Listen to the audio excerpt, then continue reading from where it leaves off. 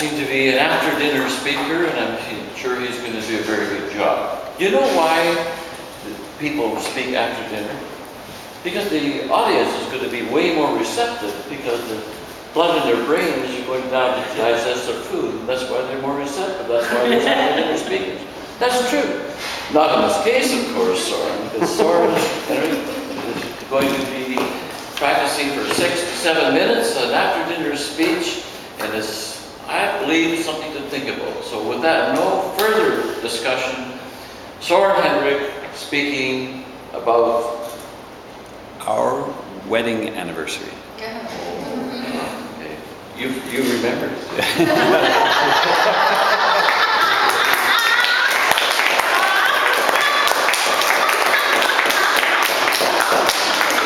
Thank you, Mr. Toastmaster. That title changed several times, so that's good.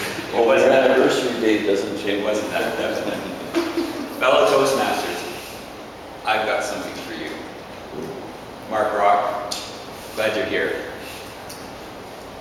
The secret, as far as I'm concerned, the secret to a successful marriage is to find a brown-eyed, gorgeous, true strawberry blonde. I've got the only one. It helps, gentlemen, if you like the sound of her voice, because you're going to hear it a lot. I first saw Sandi sauntering up Government Street, taking her time.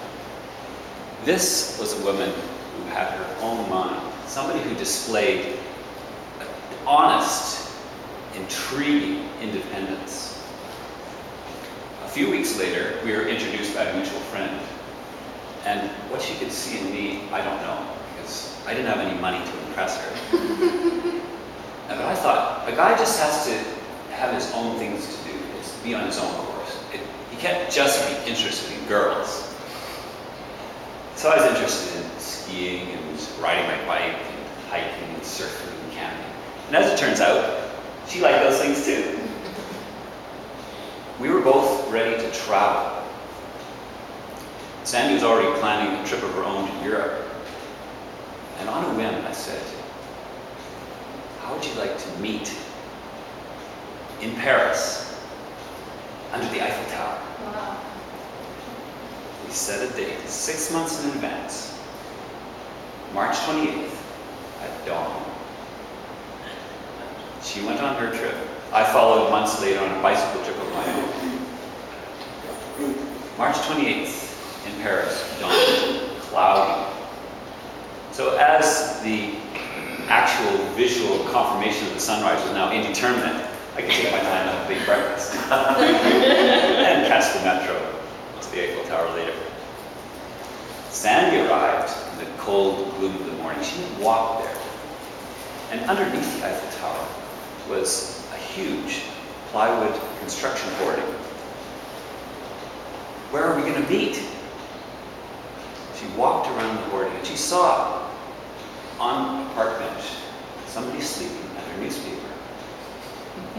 Oh no, Soren's fallen on hard times. She rushed up to give me a hug, to realize just in time it wasn't me, thank goodness.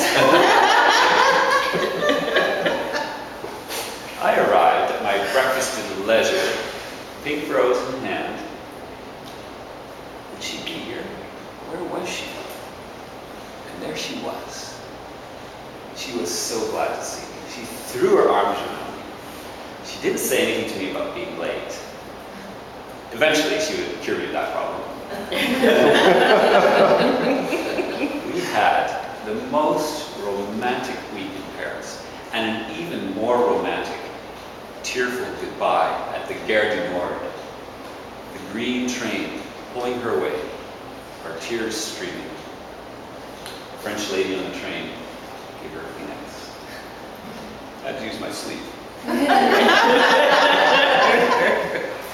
I gave her the gift of missing me. We have been married for 26 years as of this day, September 18th, 1983. Congratulate me.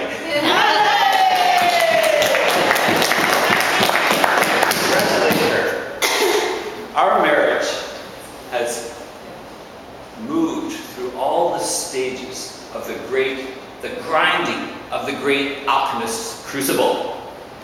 The transformation of base elements into finer ones. We've built a nest together.